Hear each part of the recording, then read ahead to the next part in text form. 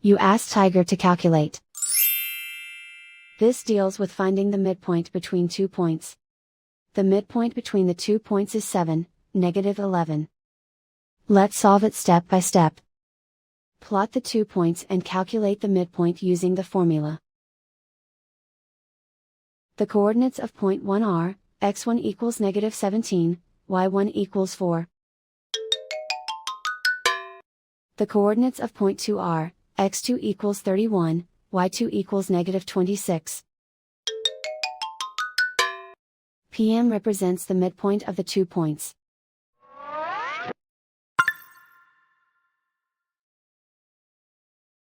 Use the x values in the midpoint formula to find the midpoints x. x1 equals -17. x2 equals 31.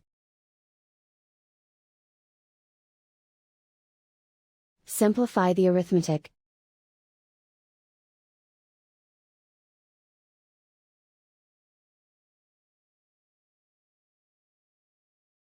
Use the y values in the midpoint formula to find the midpoints y.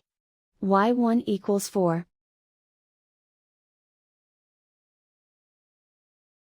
y2 equals -26. Simplify the arithmetic.